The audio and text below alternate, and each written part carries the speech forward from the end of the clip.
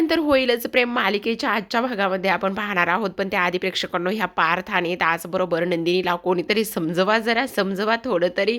ह्या रम्याची आयतीच चांदी सोनं सगळं काही व्हायला लागलेलं आहे. ही रम्या मात्र आता खूपच खुश आहे बघा, कारण पारच्या जवळ जाण्याचा ती प्रयत्न करते. याच्या भागामध्ये तर खूपच धमाकेदार असं झालेलं आहे. खरंच तिच्यासाठी तर आयती संधी चालून आलेली आहे. पण आता हे सांगणार कोण आणि ऐकणार कोण? चला असो, आपण आपल्या रिव्ह्यूला सुरुवात करूयात. तर आता इथे काय होतं ना, काव्या म्हणत असते, अहो ऐका तरी ना. असं म्हटल्याबरोबर आता मात्र पार्थ तिच्याकडे पाहतो, पण पुन्हा आणखी राग येत असतो बरं का. आता आपली अनिशामध्ये बोलते, ती म्हणत असते, जिजू प्लीज असं काय करताय? आत्तापर्यंत तर तुम्ही इथे काव्याला किती समजवून घेत आलात आणि समजवलंय तुम्ही तिला, समजून घेतलंय तुम्ही तिला, मग आता का असं करताय? त्यावर पार्थ म्हणत असतो, प्रत्येक वेळीच समजून घेणं हे पॉसिबल नाहीये. किती समजून घेतलंय मी आणि आत्ता मला त्यांना समजून घेणं शक्य नाही. आतापर्यंत तेच केलंय मी. मला मला नाही राहायचं ह्या घरामध्ये, असं इथे तो स्पष्टपणे बोलत असतो. बाबा मी काही दिवसांसाठी इथून बाहेर जातोय, असं पार्थ आता म्हणत असतो. तेवढ्यातच मानिनी आणि विक्रम म्हणत असतात, अरे पार्थ काय करतोयस हे? असं कसं वागू शकतोयस आणि कुठे जाणार आहेस तू? पार्थ काय चाललंय तुझं? त्यावर तो म्हणत असतो, नाही आई, इथे राहणं मला आत्ता काही दिवसासाठी तरी शक्य नाही. त्यावर काव्या म्हणत असते, देशमुख नाही हं, तुम्ही कुठेही जाणार नाहीयेत. पार्थ प्लीज ऐका माझं, तुम्ही कुठेही जायचं नाहीये. त्यावर रम्या आणि वसू एकमेकींना म्हणत असतात, अगं काय गं ही एवढी काय चिकटून बसली गं? काय करायचं हिचं? बघ तर, हिला तर ना खरंच कळतच नाहीये. काय बाई आहे ना ही, एवढं सगळं झालंय तरी सुद्धा. त्यावर आता काव्या पार्थच्या जवळ जाते आणि म्हणत असते, देशमुख प्लीज थांबा ना, कारण पार्थ चाललेला असतो बरं का, आणि काव्याने ना त्याचा हात इथे धरलेला असतो. आणि काव्याने त्याचा हात धरल्यानंतर पार्थ मात्र त्या धरलेल्या हाताकडे रागानेच पाहतो. तरी सुद्धा काव्या म्हणत असते, देशमुख तुम्ही कुठेही जाणार नाही आहात. कुठे जाणार आहात तुम्ही? नाही जायचंय तुम्हाला कुठे सुद्धा. आता इकडे वसू म्हणत असते, अगं एवढं सगळं झालंय तरी सुद्धा ही कळत नाही का गं हिला? काय करायचं हिचं? ही वेडी आहे का गं जरा? काय ही काय चाललंय काय हिचं? त्यावर रम्या सुद्धा म्हणते, बघ तर गं आई, अजून सुद्धा पारच्या जवळच जाण्याचा ती प्रयत्न करत आहे. त्यावर पुन्हा एकदा पार्थ म्हणत असतो, मी तुम्हाला तेच सांगण्याचा प्रयत्न करतोय. मला इथे ह्या घरामध्ये राहणं शक्य नाहीये. आता काव्याने दोन्ही हात तिचे त्याच्यासमोर जोडलेले असतात आणि ती त्याला समजवत असते, विनवण्या करत असते. ती म्हणत असते, देशमुख प्लीज माझं एकदा ऐकून घ्या ना. हे बघा, मी सगळं विसरून गेलेले आहे. आत्ता मात्र माझी पाटी कोरी आहे. आता माझ्या कोऱ्या पाटीवर फक्त आणि फक्त मी तुमचं नाव लिहिलंय आणि मला तुमचंच नाव हवं आहे त्या कोऱ्या पाटीवर. त्यावर मात्र पार्थ म्हणत असतो, पण माझी पाटी मात्र आता फुटली आहे. त्यावरती काहीच लिहिता येणार नाही. त्यावर काव्या म्हणत असते, असं कसं तुम्ही जाऊ शकता? ह्याचं काय? हे आपल्या दोघांच्या नावाचं मंगळसूत्र तुम्ही माझ्या गळ्यामध्ये घातलं आहे ना, मग त्याचं काय? हे नाही असं होऊ शकत. त्यावर आता पार्थ म्हणत असतो, तुम्ही हे सगळं मला काही वेळापूर्वी सांगितलं असतं तर तेव्हा आम्ही तुमच्यावर विश्वास ठेवला असतं. पण आत्ता आम्ही तुमच्यावर विश्वास ठेवत नाही. मंगळसूत्राचं म्हणाल तर मी तुम्हाला ते मंगळसूत्र घातलं होतं. आता मी तुम्हाला ते मंगळसूत्र परत मागतोय. द्या इकडे ते मंगळसूत्र. त्यावर सगळेजण त्याच्याकडे पाहतच असतात. रम्याला तर हसूच आलेलं असतं. इकडे वसू आणि रम्या मनातच म्हणत असतात, एकमेकींना बोलत असतात सोडा. म्हणतात, हां हे कधी झालं? बघ तर, आपल्याला तर माहीतच नाही. आता पार्थ म्हणत असतो, मी काय म्हणतोय ते मंगळसूत्र द्या ना काढून.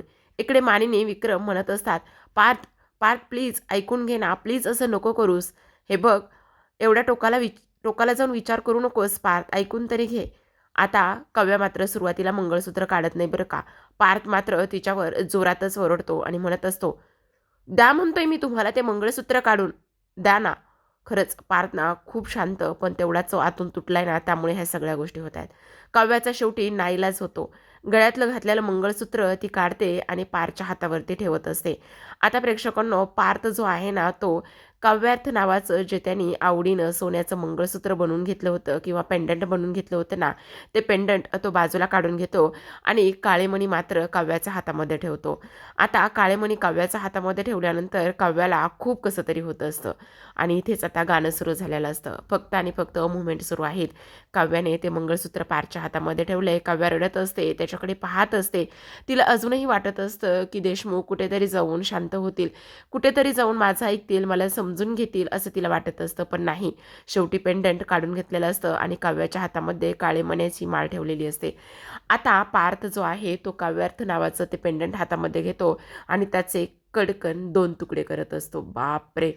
खरंच त्याचे 2 तुकडे केल्यानंतर काव्या त्याच्याकडे पाहतेच. मानिनी रडत असते. हा सीन जो आहे ना, तो अक्षरशः डोळ्यामध्ये पाणी आणणारा आहे. कोणालाही न बघवणारा हा सीन आहे. आता पार्थने त्या काव्यार्थ नावाचे 2 मंगळसूत्र करून खाली फेकून दिलेले असतात आणि तो म्हणत असतो, "झालं.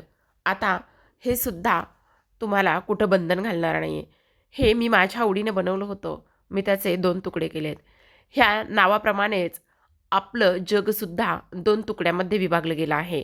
आपल्या जगाचे सुद्धा 2 तुकडे झाले आहेत. तुमचं जग वेगळे, माझं जग वेगळे." असं आता तो म्हणतो तेव्हा काव्या खाली बसते आणि जे पेंडंट तुटलेलं असतं ते पेंडंटचे 2 तुकडे ती 2 हातामध्ये घेते आणि उठून उभी राहते. आणि त्यानंतर तो म्हणत असतो, "मी ह्या घरामध्ये नाही राहू शकत. तुम्हाला राहायचं असेल तर तुम्ही खुशाल राहा. पण मी इथे नाही राहणार आहे. मी हे घर सोडून निघून जातोय." असं पार्थ म्हणत असतो. तेव्हा मात्र काव्या म्हणत असते, "काकू, मी काय म्हणते? हे बघा, मी ह्या घरामध्ये राहणं योग्य नाही आहे.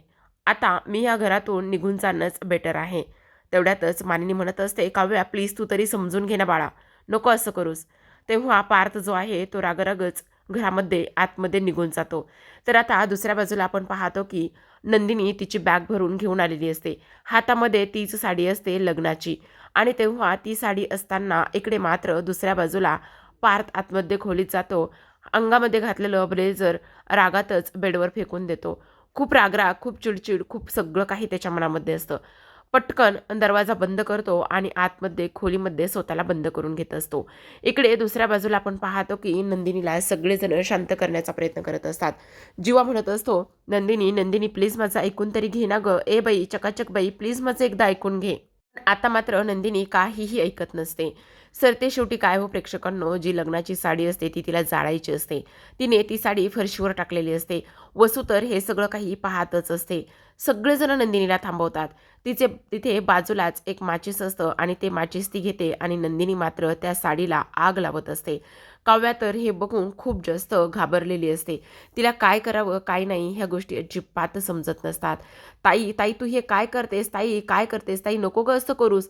सगळेजण तिला ताई ताई म्हणत असतात, नंदिनी नंदिनी म्हणत असतात, पण नंदिनी मात्र अजिबात थांबायला तयार नसते. ती म्हणत असते, "नाही, अजिबात मी आता थांबणार नाहीये. कारण माझा विश्वासघात झालेला आहे आणि मी अगोदरसुद्धा सांगितलं होतं की मला खोटं बोललेलं मी सहन करणार नाही. एक वेळा तुम्ही माझ्याशी नाही बोलात तरीसुद्धा चालेल, पण मी खोटं आणि विश्वासघात केलेला हे मी खपून घेणार नाही." असं नंदिनी बोलत असते आणि ती साडी जाळून ती तिथून निघून गेलेली असते. आता नंदिनी तिच्या बाबाबरोबर तर निघून जाते प्रेक्षकांनो, पण इकडे मात्र जीवा पूर्णतः कोलमडलेला असतो.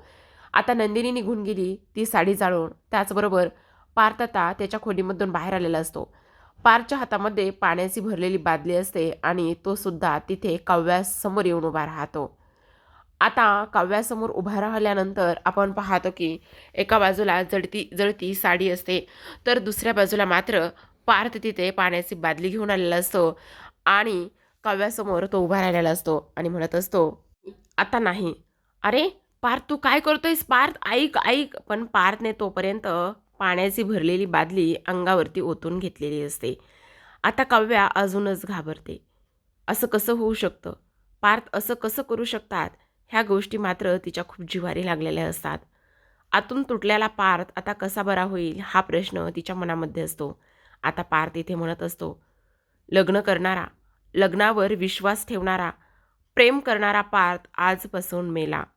असं म्हणूनच आता त्याने ह्याच पाण्याने अंघोळ केलेली असते. अर्थात काय, तर काव्याच्या नावाची अंघोळच केली असंच म्हणूयात ना आपण. असं म्हणून आता इकडे मानिनी, नंदिनी त्याला समजवत असतात, "पार्थ ऐकून घे, पार्थ ऐकून घे." पण पार्थ कोणाचंही ऐकायला तयार नसतो. शेवटी त्याने ते म्हणूनच टाकलेलं असतं, आजपासून हा पार्थ मेला म्हणून. आता असं म्हणून, "अरे दादा तू असं काय करतोयस? दादा प्लीज ऐकून तरी घे. अरे आपण बसूया, आपण बोलूया ना रे दादा." पण पार्थ कशाचं कोणाचं ऐकतोय? तो कोणाचंही ऐकत नसतो. एका बाजूला नंदिनीने लग्नात ती साडी जाळून टाकलेली असते, तर दुसऱ्या बाजूने मात्र पार्थने लग्नाची काव्याच्या नावाची अंघोळच केलेली असते. असं म्हणून तो तर निघून जातो. आता तो निघून गेल्यानंतर इथे आपण पाहतो जो जीवा आहे तो मात्र त्याच्या गुडघ्यावर बसतो आणि जीवा गुडघ्यावर बसल्यानंतर आता मात्र तो रडायला लागलेला असतो. मानिनी रडत असते. त्याचबरोबर आता जीवा म्हणत असतो, चकाचक बाई, चकाचक बाई, तू आपल्या लग्नाची साडी जाळलीस, पण ह्याच राखेची शपथ घेऊन सांगतो, हा जीवा पुन्हा एकदा तुला जिंकून दाखवेल आणि पुन्हा एकदा तुला मी माझं करून दाखवेल. एवढी धमक आहे या जीवामध्ये. आपलं नातं जाळलंच ग चकाचकबाई, पण हा शब्द ह्या पसारेवालेचा. ह्याच राखेतून मी आपलं जग पुन्हा निर्माण करेल, पुन्हा उभं करेल. हा शब्द आहे या पसारेवालेचा. आता काव्याचा टर्न असतो. काव्यासुद्धा अक्षरशः गुडघ्यावर बसते आणि त्याच पाण्यामध्ये बसते आणि त्याच पाण्यामध्ये बसून पुन्हा एकदा आता काव्या शपथ घेत असते. आता काव्या म्हणत असते, पण इकडे रम्याच्या बुडाला मात्र चांगलीच आग लागलेली असते. काव्या म्हणते, मेलेलं नातं जिवंत करण्याची धमक आहे या काव्यामध्ये. मेलेलं नातं जिवंत करण्याची धमक आहे या काव्यामध्ये. देशमुख देशमुख प्रेम करणारा पार्थ जरी मेला असला ना तरीसुद्धा त्याला जिवंत करण्याची धमक आहे या काव्यामध्ये आणि मी ते करणार, असं म्हणूनच आता पुन्हा एकदा काव्याने शपथ घेतलेली असते. त्या प्रेक्षकांनो, फायनली काव्याने शपथ घेतली, जीवाने शपथ घेतली. जीवा त्याच्या खोलीमध्ये निघून गेला तर काव्या तरी कशाला इथे थांबते? कारण इकडे पार्थने असं सांगितलेलं असतं की मी हे घर सोडून जातो, तुम्हाला राहायचं असेल तर या घरात खुशाल राहा, पण मी नाही राहू शकत. आता काव्या उठते आणि ती तिथून निघून जात असते.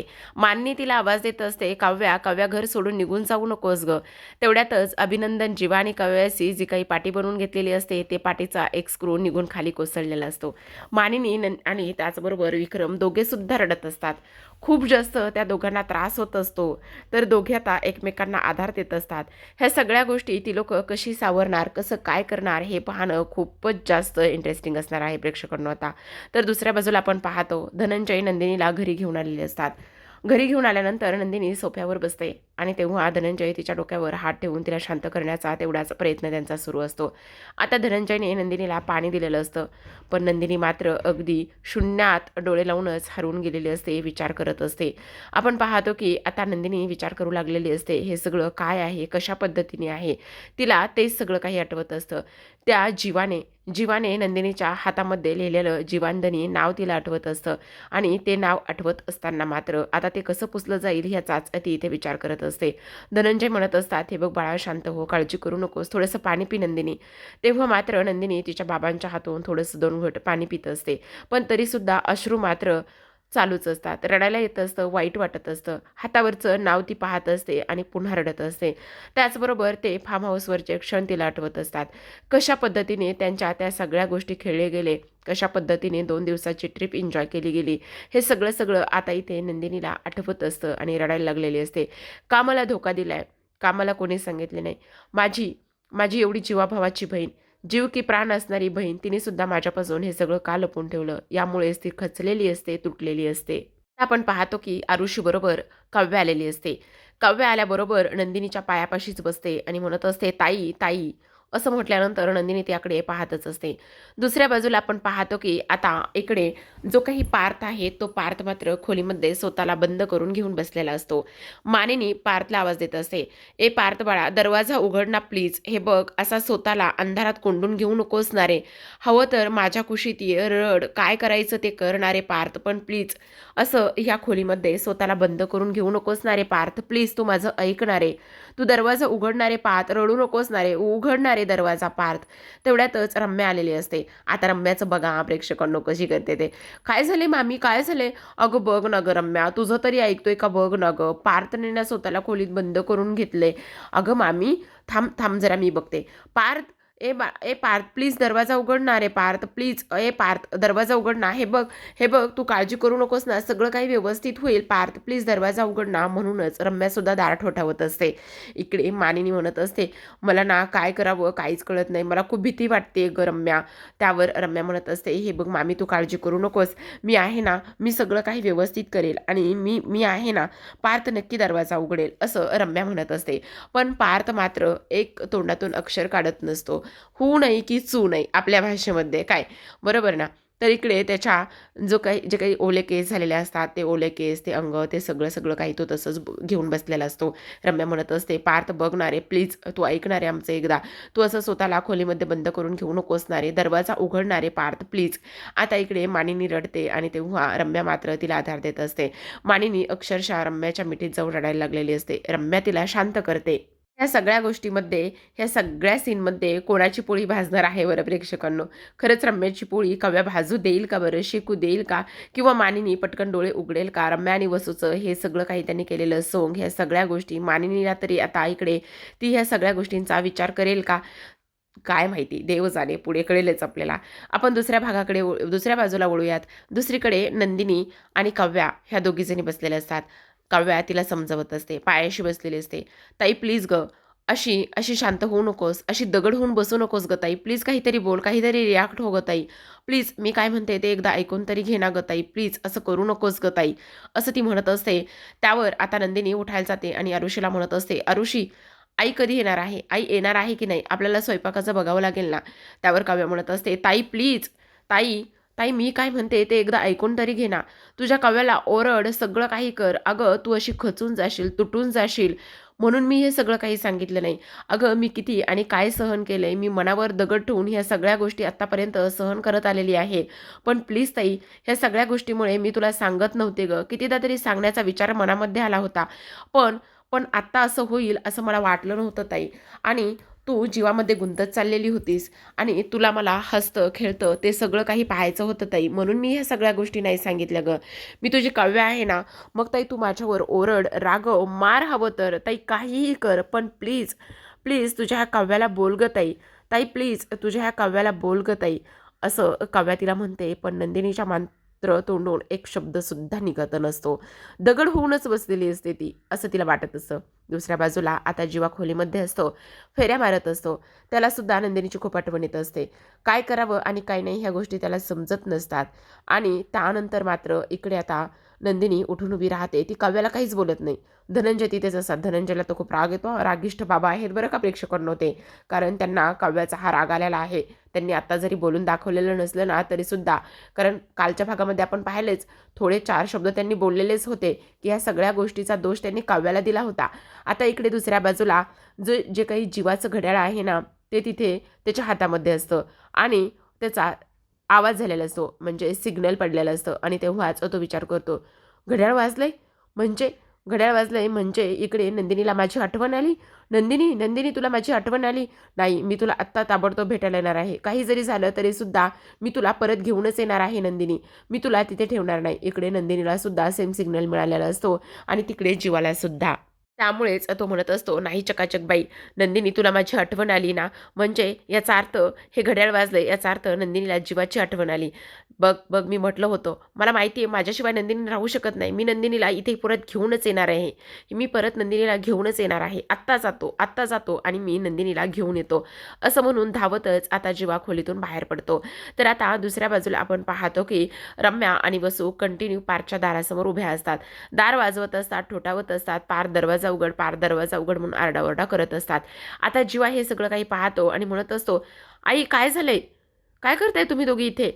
त्यावर लगेचच मानिनी म्हणत असते, "अरे बघ ना जीवा, पार्थने स्वतःला घरामध्ये खोलीमध्ये कोंडून घेतले, दरवाजाच उघडत नाहीये." त्यावर तो म्हणत असतो, "थांब मी बाबाला आवाज देतो." "अरे बाबा नाही आहेत ना घरामध्ये, पिहूला ताप भरलाय म्हणून ते हॉस्पिटलमध्ये घेऊन गेलेत. पण आता तो दरवाजाच उघडत नाही." त्यावर लगेच आता इकडे तो म्हणतो, "थांब मी बघतो." त्यावर आता इथे रम्या म्हणत असते, "काय? काय करतोयस काय तू? ह्या सगळ्या गोष्टी तुझ्यामुळे झालेल्या आहेत. ह्या सगळ्या गोष्टीला तू जबाबदार आहेस. हे सगळं तुझ्यामुळे आणि काव्यामुळे झालेलं आहे आणि अजूनसुद्धा तू पार्थला बोलायचा प्रयत्न करतोयस. अरे पार्थने इथे सगळ्यात जास्त जीव तुला आणि त्या काव्याला लावला आणि तुम्ही काय केलेलं आहे? तुम्ही हे सगळं काय करून बसलायत? तुम्ही पार्थचा जरा तरी विचार केलाय का जीवा?" त्यावर जीवा म्हणत असतो, "रम्या प्लीज शांत हो. आता ही बोलण्याची वेळ नाहीये. त्याला बाहेर काढणं आणि त्याला समजवणं गरजेचं आहे." पण रम्या कुठली गप्प बसते. रम्या म्हणत असते, "नाही नाही, हे सगळं तुझ्यामुळे आणि त्या काव्यामुळे झालेलं आहे. ह्या सगळ्या गोष्टीला तुम्ही जबाबदार आहेत.